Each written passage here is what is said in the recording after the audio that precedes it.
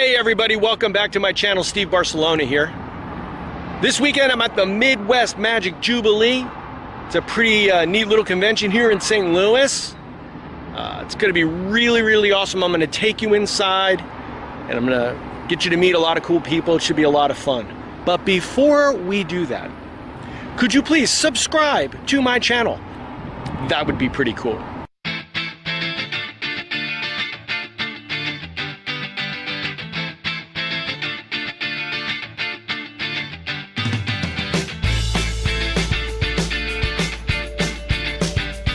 Well, let me tell you something right now, okay? These ain't no alternative effects. Here, let me tell you something. I wouldn't lie to you now.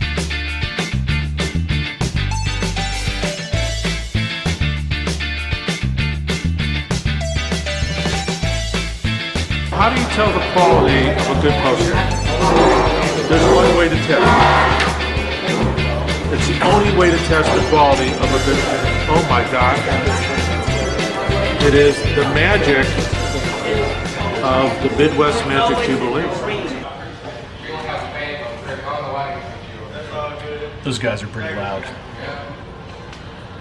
I can remember the first time I ever heard about the Midwest Magic Jubilee. I was probably about 14 years old, and it was probably something in the linking ring. I mean, I know I definitely heard about it in the beginning of Mendoza Cups and Balls. He's talking about how everyone was sitting up late at night at the Chase Park Plaza Hotel during the Midwest Magic Jubilee working on the moves for this routine. Something like that. And I can remember being a kid, 14 years old, sitting in my bed, reading that and thinking to myself, I've got to get to St. Louis somehow. You know, would my parents let me go to St. Louis to go to the Midwest Magic Jubilee? Little did I know that later in life I would end up living in St. Louis and go to the Jubilee every year. You know, I've even had the pleasure of being on the show at the Jubilee, which is just unbelievable how life sometimes works out. This is a great convention. I have seen some of the greatest acts in magic right here at this convention, and then gone to dinner with them or had a drink with them at the bar. The other thing that's neat about the Jubilee is that there are 3 shows, and the acts on these shows sometimes are just unbelievable. They're people that we bring in from all over the world. And if you're just a regular person and you want some entertainment, something different, I mean, I always tell everyone there's only 3 kinds of entertainment in the world as far as really the rest of the world is concerned, and that is actors, comedians, and bands. But if you want to see something different on the nights of the Jubilee, there are 3 great shows that go on here. You can just, you know, purchase a ticket and walk up and see a really great show. Somewhere in this video there's going to be a link to the Jubilee, probably at the end, to the website, and you should definitely bookmark it and keep up with it and pay attention to when those shows are, and definitely come and see them, because it's something you're just not going to see everywhere.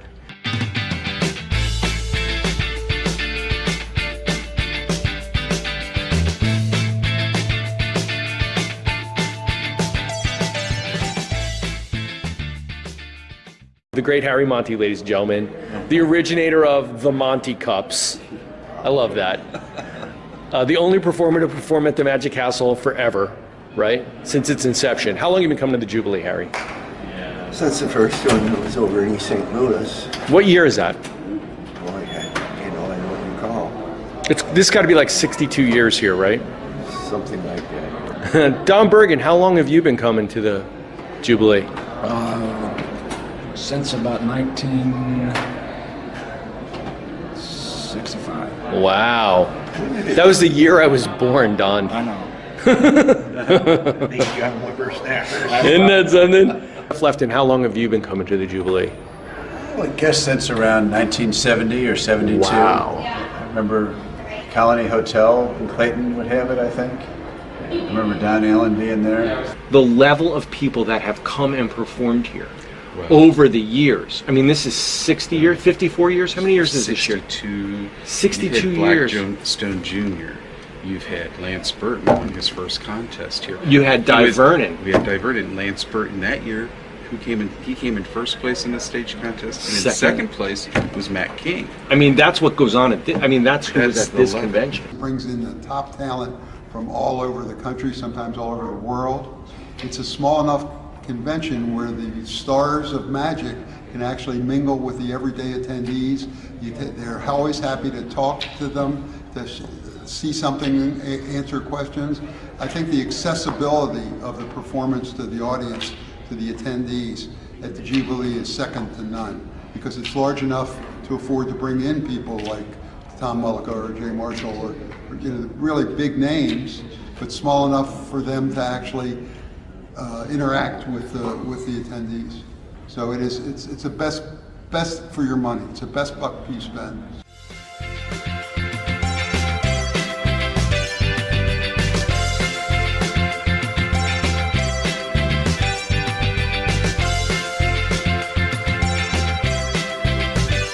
So, all right, here we go. You ready? Brandis, show everybody what you got. Give her a round of applause. Totally amazing. Unbelievable.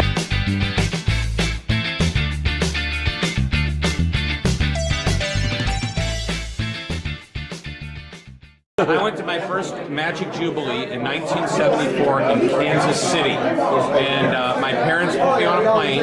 My uncle Carl, who lives in Kansas City, picked me up, took me to the hotel, walked in, and there was Walter Zany Blaney, this tall, and he had his beautiful daughter, who was this tall, Shannon, who's my age, by the way, at age 14, when you meet another 14-year-old girl from Texas.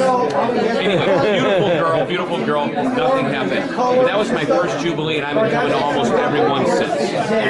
My first memory, though, of the convention at the Jubilee was standing in the elevators, waiting for the elevator door to open. The door opens, and there stands Max Maven and Eugene Burton.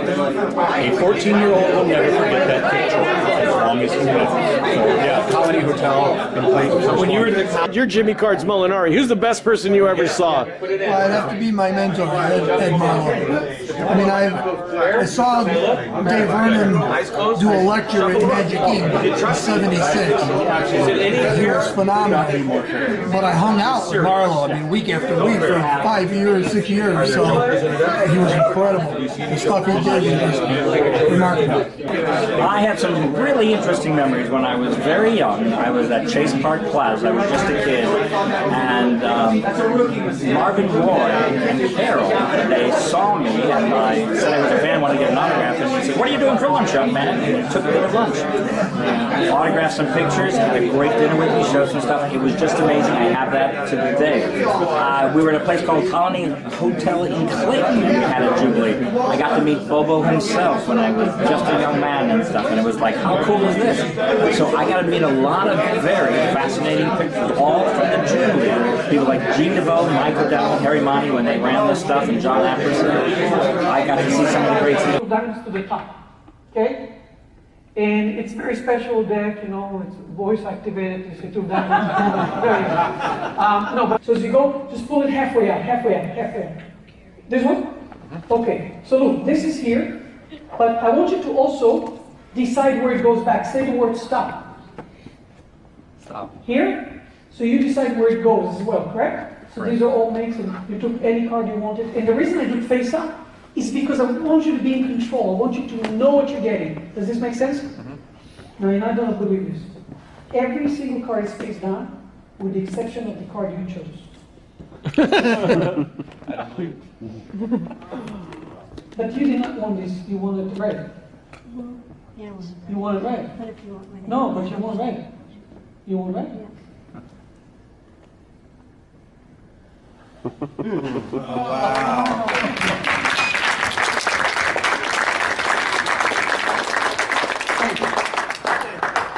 But that's not the amazing part. The amazing part is how come I have the black, the red, this is actually the red.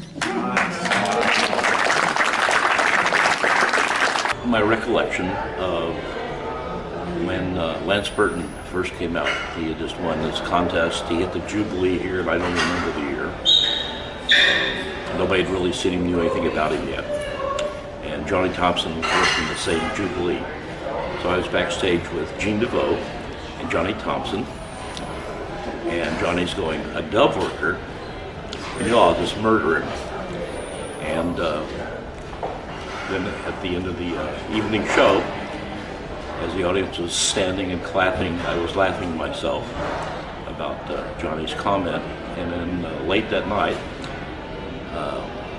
Lance was doing the dove vanish for the end of the dove act, and he was doing it, and he was tossing it off to the side.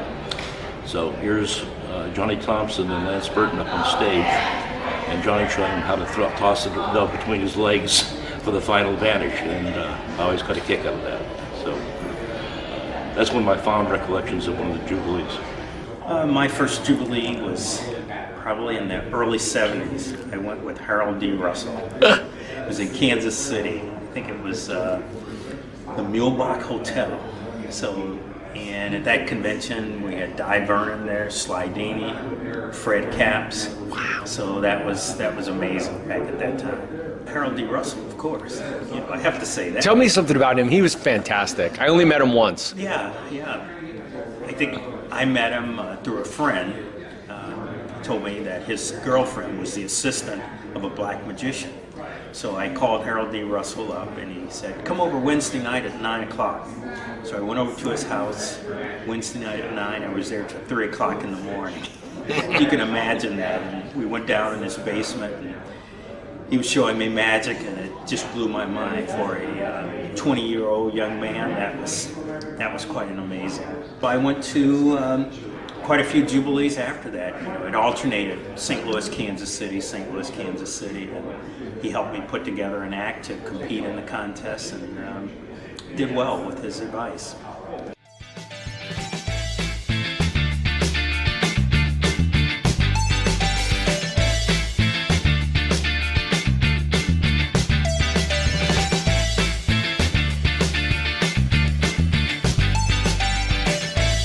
What you gotta do to set it up? You gotta get the right time, right?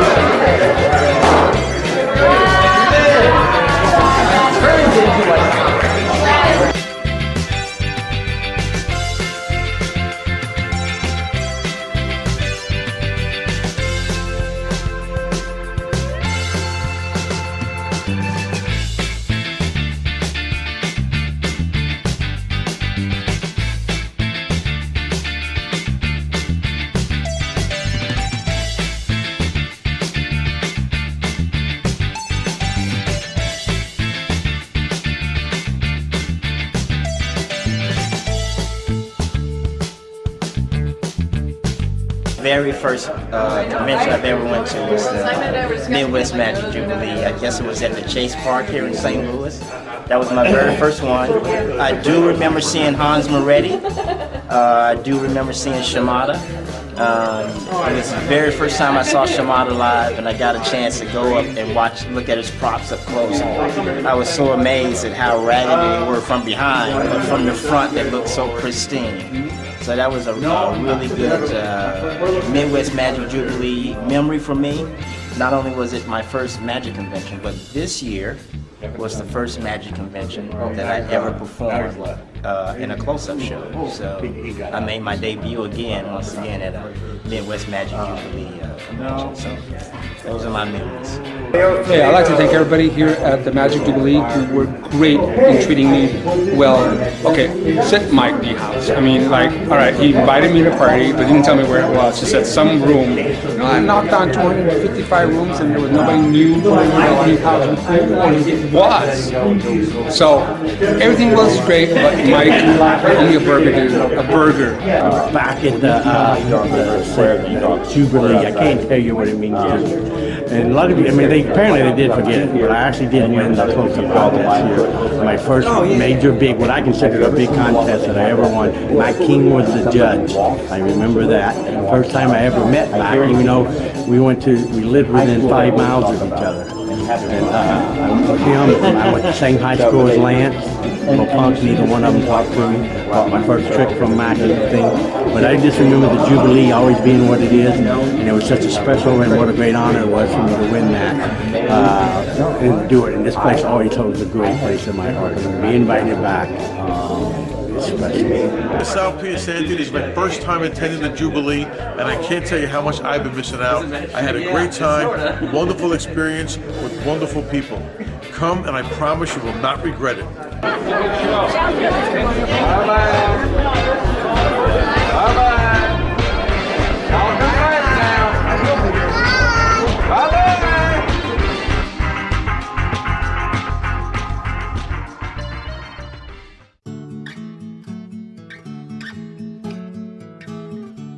All right, gang, come on. Hey, we're going on a field trip. We are? It's too much magic. It's too much magic. We got to get some culture. Is that right? I think so. Ossie, Randy, we're going to the museum.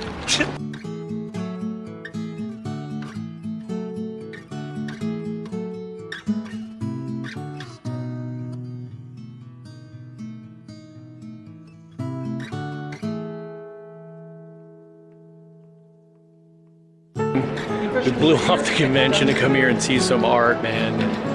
Should be fun. Should be fun. I don't know.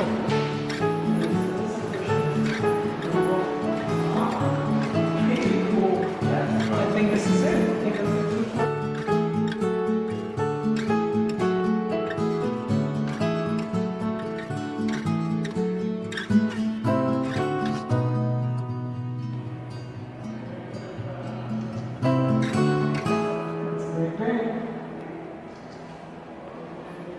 No, Ossie, you don't think that's a hot chick right there? No? For you, yes. For you, absolutely.